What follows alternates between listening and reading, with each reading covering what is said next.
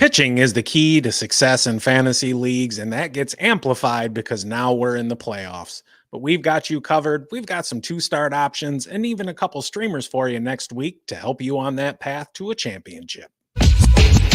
It's about that time. Stone on Sports.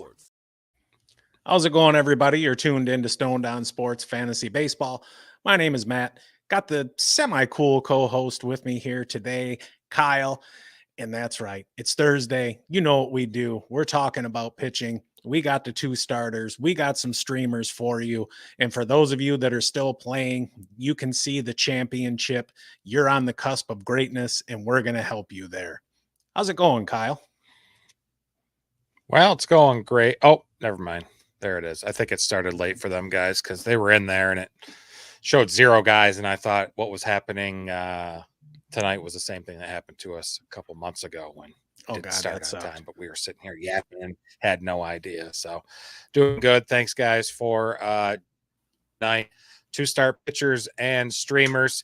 Also, you know what? It's free. Give us a like and sub. We'd really appreciate it. We also do fantasy football. We'll have that actually on our fantasy YouTube channel tonight at 8 o'clock, right after this show. We'll be previewing week 2 of fantasy football and starts and sits and all the good stuff we want to yak about. All right. You want to get into it? Yeah, I think so. I think it's about that time. Yeah.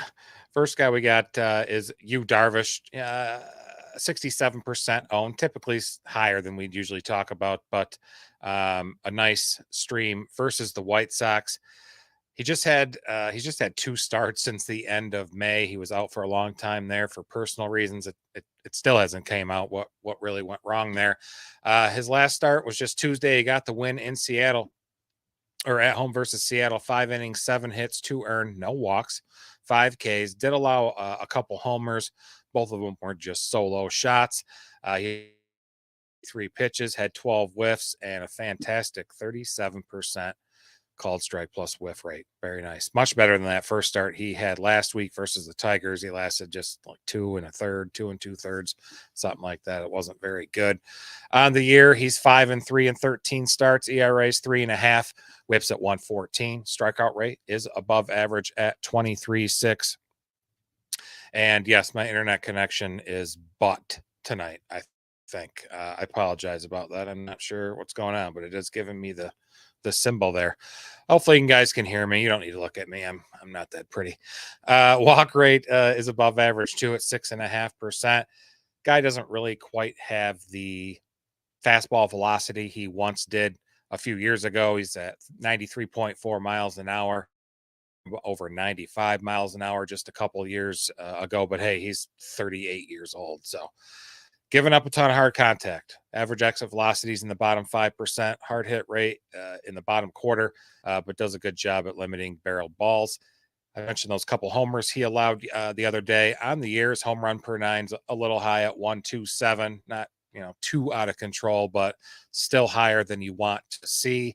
And when you add in that very high contact plus his very high launch angle of over 17 degrees and his propensity to allow too many pull fly balls, you could see more home runs as he's getting settled back there on the mound after missing most of the season. He's been pretty good at the swing and miss. He's always really been pretty good at that. Chase and whiff rates are in the 62nd and 53rd percentile, respectively. And on a couple pitches, his split finger and his curve, he's got whiff rates over 38%. And his swinging strike rate's pretty nice, too, at 12.8. That's about 2% higher than the league average. So against the White Sox on Sunday, the 22nd, they suck. Stream him. It's a great DFS play, I think, that day as well. He does technically have 2 starts. He's Monday, that'd be the 16th versus Houston, but they've been pretty hot lately, definitely in the last couple weeks. If you start him, if you decide to roll him out there for both starts, that's at your own peril. I'm just going to recommend the White Sox on that one. What do you think, Matt? Can't hear you, bud. I don't even know why in the hell I was muted. I would agree with that, just given how long he's been out. And yeah, he's been back for a little bit, but let's take advantage of, a historically bad team. Yeah, for sure. For sure. I agree. We got we're pretty familiar with this next guy, ex-Tiger turned Guardian. He's allowed 1 earned run in 4 of his last 5 starts since returning from injury, and has been arguably the best pitcher for Cleveland since then. Matt, I know you picked him up in the podcast league for their fantasy playoffs. Why don't you Hell tell us about yes. it? Why'd you pick him up? Well, look, number one, I like the starts. He's home against Minnesota, and then he goes to St. Louis, and those Twinkies have really cooled off. They're scoring the second fewest runs. They're bottom 10 in home runs, a lot of strikeouts, not many walks. They've got a 215 team average, which is 4th worst, and a 627 team OPS, which is also 4th worst over the past couple weeks. The Cards, they've been a bottom 3rd offense lately. They walk a little more than Minnesota. They strike out a little bit less, but on the whole, they've been better than Minnesota, but that's a pretty low bar to clear. Boyd, since getting called up on the 13th of August, he's the number 46 starting pitcher in Yahoo in those 5 starts. He's 2-1, 3 quality starts, a 2.20 ERA. He's got a FIP a run higher and an xFIP almost 2 runs higher. Wow. He's got a .77 whip, 26 strikeouts, 5 walks, 3 dongs in 28 2/3 innings pitched. And on the surface, everything looks great, right? You're feeling kind of lucky. And he's almost like that smoking hot chick that you somehow manage to get, and then you get her in bed and she's just a starfish just laying there. Oh, that feels nice. Yeah, that's good. Thank you for this encounter. He is a sneaky source of strikes, especially considering the matchups. He struck out a batter per inning or better in 3 of those 5 starts. And for the second straight year, he's got a strikeout rate over 24%. His K per 9 is just a hair below average at 8.16, but it's fine. Plenty of swing and miss there too. Swinging strike rates at 14% flat, and his whiff rate of 29.6% would have him in the top 20% of the league if he had enough innings pitched to qualify. He's getting plenty of called strikes as well, leading to a very appealing 29.9% called plus swinging strike rate. He's got a beautiful 11-mile-an-hour delta between his fastball and changeup, so despite him not throwing particularly hard, he can keep batters off balance. On the flip side, there is no self-beating going on. He's got a 4.6% walk rate, which is the best mark of his career, and his 19.4% strikeout minus walk rate is excellent. On a per 9 basis, he's walking just over 1.5. Very, very happy about that. And we've seen a significant drop in his chase rate, though that might be small sample noise. He's also doing an excellent job of getting ahead early in the count, throwing first pitch strikes 2/3 of the time. And on top of that, he's showing excellent zone control, and that's where we want to be. Stay in the zone as much as you can. He's working there at a rate a couple points better than the league average at almost 54%. Even though batters are throwing wood at his offerings at a roughly league average rate, they're not connecting. His overall contact rate is just over 71%, and he's just over 80% in the zone.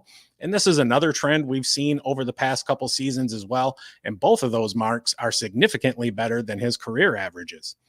Quality of contact is fine. Exit velocity is at 88.6. Barrel rate is solid at 7.9%. His hard hit rate is acceptable at 39.5%.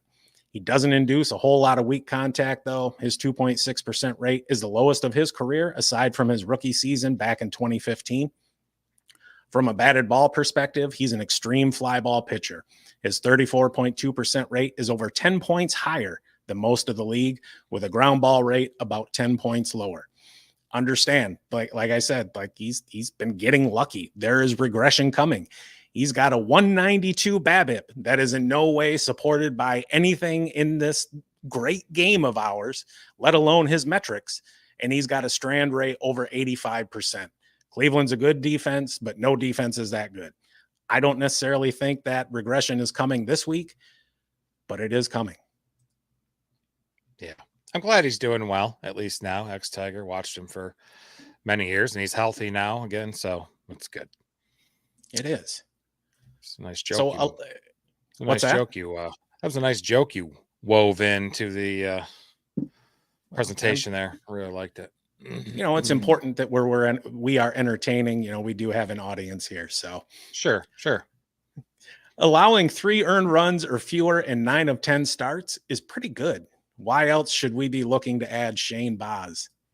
Yeah, it's pretty good. He's done that since coming back from being injured. Last start, he allowed just 1 earned, 2 hits, did walk 3 guys, 5 Ks over 6 innings last week. Got the loss, but got the quality start too. Shane Baz is pretty good. He's had the 10 starts. He's 2-3, 55 innings. His ERA is just a little bit over 3, and the WHIP's at 124. He's had some luck with his FIP, and his BABIP is lucky too. He's at 257, so about 40 points lower than league average. Strikeout rate of 20 could be better. Last year he was over 25%, and his walk rate could also be better. It's double digits at just over 10%, and he was much better last year at 7%. He throws an above average fastball, 95.7 miles an hour, rounds out his arsenal with a slider, curve, and change. And like Yu Darvish, Baz gives up a ton of contact. Exit velocity is 90.8 miles an hour. He's tied for 10th worst in the majors. And his hard hit rate, 43%. That's damn high, and that is no bueno in the 16th percentile. Unlike Darvish, Baz's swing and miss is nearly non-existent, especially his chase rate. It's 22.2%, Matt. 7th worst rate in the majors. Something's funny. Whiff rate's low, 23.8. Swinging strike rate's below average too. Baz's fly ball rate allowed is astronomical, 33.5%. It's about 10% higher than the MLB average. And with all that hard contact, home run extravaganza, right? But not the case so far in his 10 starts. Got a home run per 9, just under 1 flat. So pretty good shape. Hitters swing a lot on pitches that Baz throws in the zone, 7% higher than league average, and he allows a higher zone contact rate as well. And his chase contact rate is about 12% lower than league average, but when you remember he blows at getting batters to chase anyway, it loses its appeal pretty quickly. Matchups on the screen there versus Boston, they haven't been too good in the last couple weeks. 24th in hits, runs, and RBIs, and OPS, 27th in walks. So they're not getting on base with free passes there, and they've struck out the 7th most in the last couple weeks. I feel good there. Toronto, they have been hot in the last month. They've cooled off a little bit in the last 15 days. 19th in runs, tied for 13th in RBIs, 29th in walks, which is good for Shane Baz. And they haven't struck out very much, though, either. So, I appreciate Baz's ability to, limit runs, due to some underlying metrics there, it hints it's impossible regression. Shane Anything Baz. funny happened in the chat, or we quickly got a starfish. Nice. Yes. Nice. We were just discussing how it's unfortunate that we can't put GIFs or GIFs, however the hell you want to pronounce it, there in the chat. Yeah, I don't know. Kelsey with the guys. Come on. That's like asking, are the Dodgers going to choke in the first round of the playoffs? Probably. Red Sox are not going to make the wild card. Right. I'm hoping Tigers. Not. Damn. Them kitties. Kitties rule the world. That's all I got to say. Well, they lost today 4-2 to the Rockies. But all right, we're going to talk about another Guardians pitcher. And since Matt has gotten stuck talking with or about most of our Guardians pitchers most of the year, why don't you talk about Gavin Williams, who has lost 4 out of his last 5 starts? All right. So he is another Cleveland pitcher with home starts against the Twinkies and on the road at St. Louis. His stats aren't looking that great on the surface, but he's been pretty unlucky. It's kind of like that girl that isn't the greatest looking, but she's got those lips that grip and makes your toes curl. In 13 starts, he is 3-8 with a 5.25 ERA. He's got a FIP a run and a half lower, and an xFIP over a run lower. 137 whip, 64 strikeouts, 26 walks, 6 dongs, and 60 innings pitched. Another Guardian starter that can get you some strikeouts. He's got a rate a little over 24%, striking out over 9.5 per 9. Not as much swing and miss as you would expect from somebody that strikes out as many as he does, though. His swinging strike rate is almost a point below average at 10.2%, and whiff rate is in the same boat at 24.2. That's a big departure from where he was last year as well. The strikeouts are still there, though, and he's someone with 9 strikeout upside any given start. We'll go ahead and just disregard his last start at the Dodgers, where he couldn't get out of the first and gave up 5 earned on 2 hits, neither of which was a dong. He's going out there and he's earning that high whip by just beating the shit out of himself. His walk rate is just a hair under 10%. He's walking almost 4 per 9. His first pitch strike rate is just 59.5%, and he's under 50% in the zone, and that ain't helping matters either. Despite worse than average movement on his pitches, other than his curveball, he does have the ability to fool some guys, though. He's got a solid chase rate, just under 29%. He allows more overall contact than most, with a rate of 79.4, but at least he's under 80%. He does fare better in the zone with a roughly average contact rate there, and batters are fairly aggressive against him as well, swinging at more offerings both overall and in the zone. Quality of contact isn't the greatest. He's getting some good wood slapped on him. His exit velocity is over 90.5 miles an hour. His hard hit rate's at 42.1, and his weak contact rate is low at just 3.5%. In fairness, though, his barrel rate is pretty good at 7 flat. He gives up a lot of balls in the air. His ground ball rate is under 41%, and his line drive rate is over 25. Unlike Matt Boyd, his strand rate is just 64%. So again, there is some bad luck there.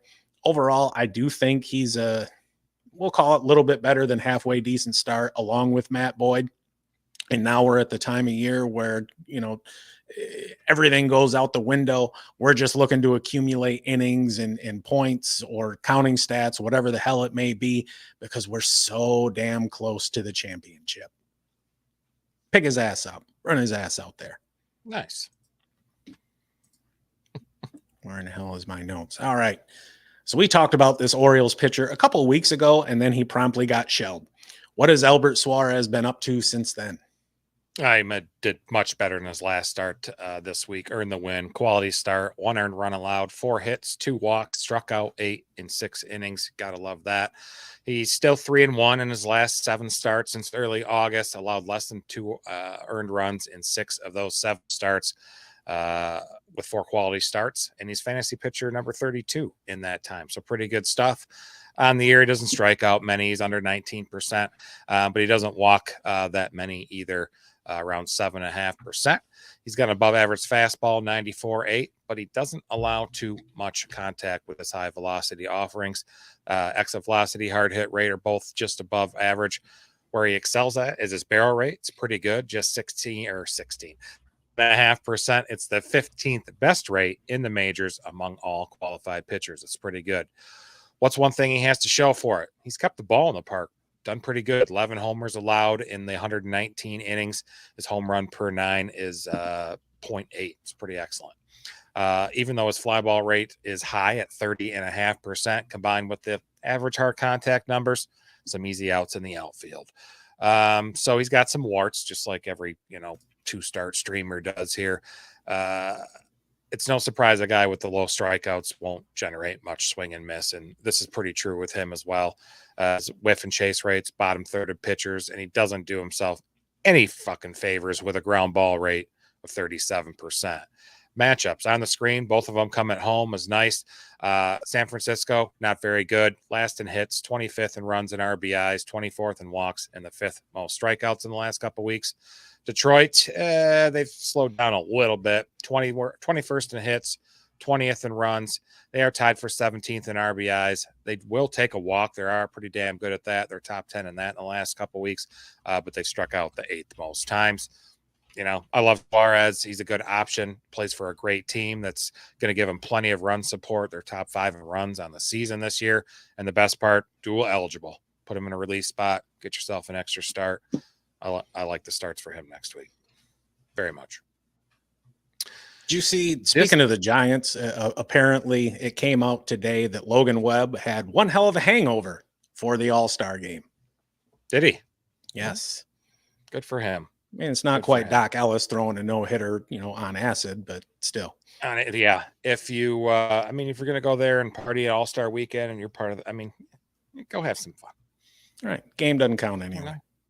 Right. Yeah. It's nothing. I wish it did again. I kind of wish they did the home field advantage thing for the World Series. God, was not decided me. on that.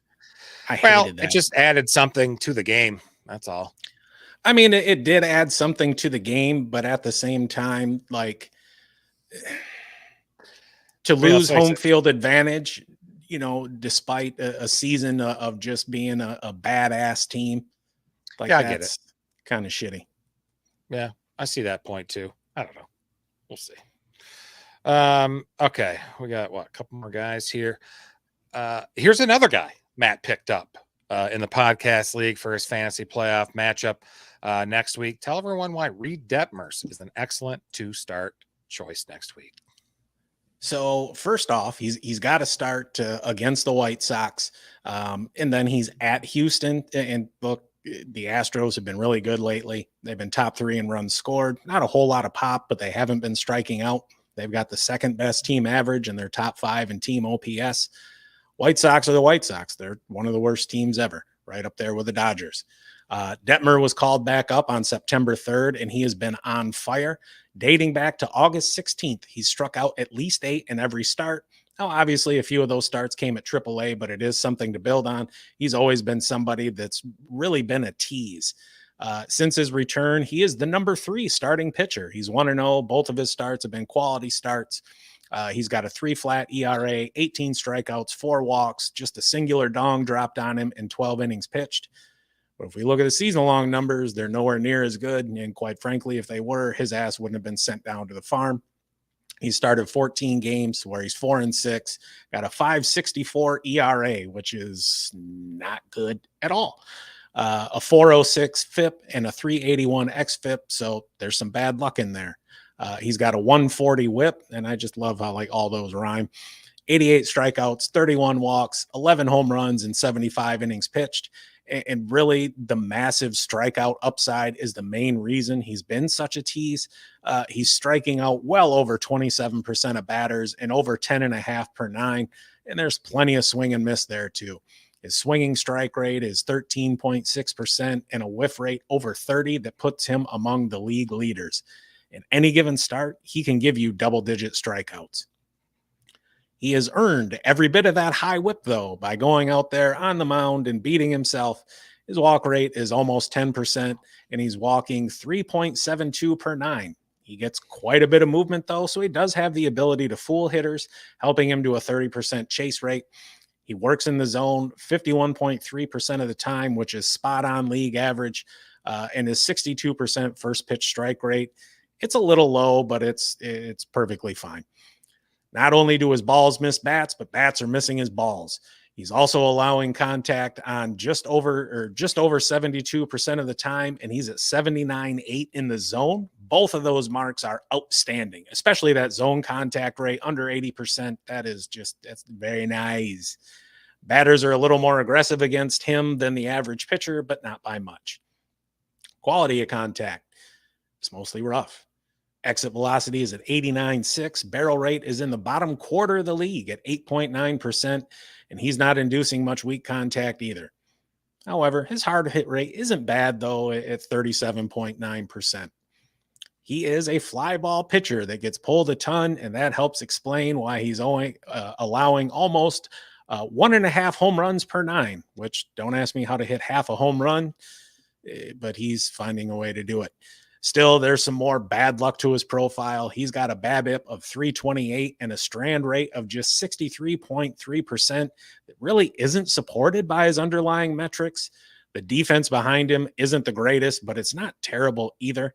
He likely won't be looking at a whole lot of run support, but with strikeout upside like his, that may not matter.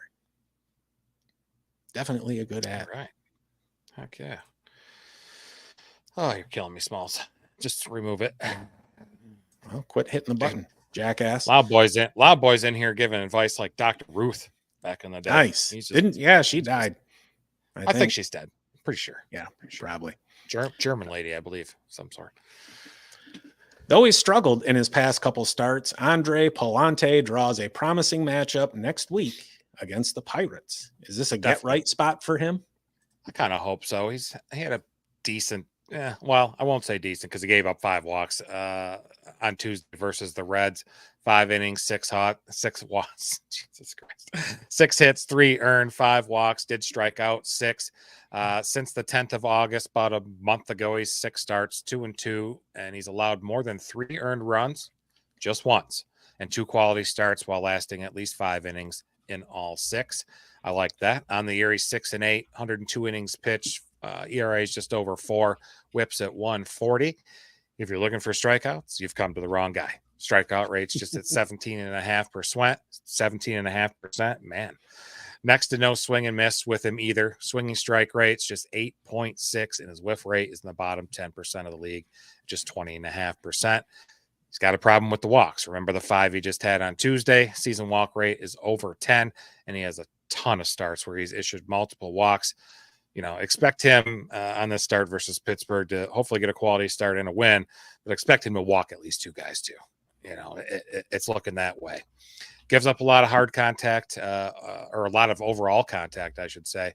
Almost 88% zone contact rate.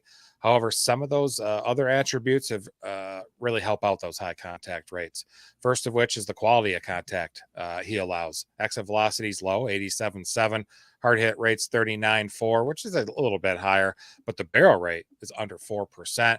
Certainly helps to have an average launch angle of just 1.5 degrees. That's sick. And he also induces more weak contact than others. Probably his greatest strength is the ground ball rate. The ability to get batters to hit the ball into the ground 61% of the time is the best rate in Major League Baseball right now. And with that high ground ball rate, I can live with the relatively low strikeout rate, right? You take the good, take some bad. It's not too bad. Stream against Pittsburgh, Monday, the 16th. The last 15 days, they're 10th in hits. They've scored some runs, 3rd in RBIs. They will draw a walk, but that could be a problem for Pallante. But they have struck out quite a bit in the bottom 10. He does have 2 starts next week as well. The other one's coming at home versus Cleveland. They haven't been fantastic in the last couple of weeks, but that's a very lethal lineup. I just don't recommend it. And he's walked 2 batters, at least 2 batters, 9 starts straight. He's only struck out more than 5 batters twice this season, but he's shown the ability to get a strikeout every inning in some of his starts. I think he's a solid play next week. One more guy. I can dig it. A Tiger. This Tigers pitcher, Casey Mize, has had 3 starts since returning from a hammy injury where he's allowed 10 earned runs. He's also allowed 4 homers, but he's delivered some decent strikeout success. Matt, why do you think these 2 road starts is where Mize can turn it around and deliver some success next week? Well, I'm really just going to stream him at KC. That offense is really struggling. He's got the 3rd fewest runs scored, plenty of strikeouts, not many walks, a team average of just 209 and an OPS of 580. This is his first season back after Tommy John surgery, and he missed July and August due to injury as well. There's still 3 stars since coming back. It's been kind of rough. There is some bright side there, though. The 13 strikeouts is nice, just 2 walks, and he is throwing 70% strikes. On the year, he's 2-6 with a 4.47 ERA. Both his FIP and xFIP are about half a run lower, a 140 whip, and it seems like every dude I've talked about today has a 140 whip. 71 strikeouts, 23 walks, 11 home runs, and 94 2/3. And we've talked all season about how command is the last thing to come back after Tommy John surgery. Fortunately, he's at least got enough to not beat himself while he's out there. He's walking just 5.6% of batters with a per 9 of just 2.19, which is fantastic. He's getting there by pounding the zone. His first pitch strike rate is just under 69 percent. And his what the hell is that? Oh, and he's sliding in the zone there overall 52% of the time. Both marks are well better than most. Sorry, I type up these notes and then I come back later and it's like, what the hell was I thinking?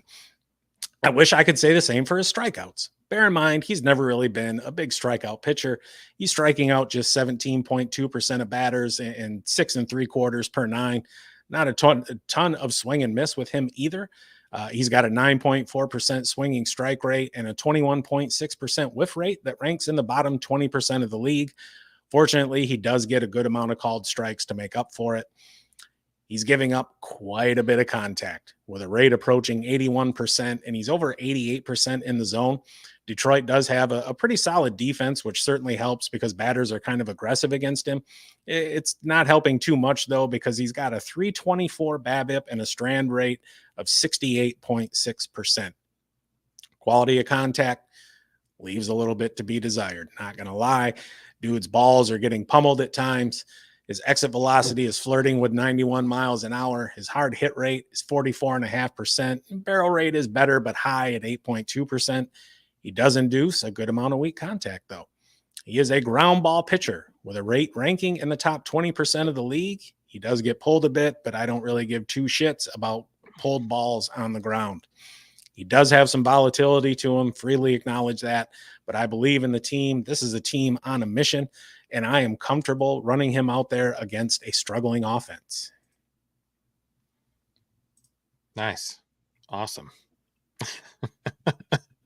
All right, we got some options there for you. Some of them are pretty good. Some of them are going to be desperation plays, but this is what you get. Fantasy playoff time. Everybody really, really good is rostered and been hoarded for the last couple of weeks, and this is what you got left to deal with, and there's a few good options there. So yeah, give us a like and subscribe. We're going to get out of here. If you want to hear us blather on here in the half hour on our fantasy football YouTube channel, we'll be previewing week 2, talking about some games, some matchups, some starts and sits options, taking any of your questions live about fantasy football for week 2.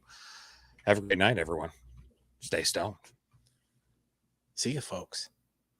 Taking my dirty pulled balls and I'm splitting.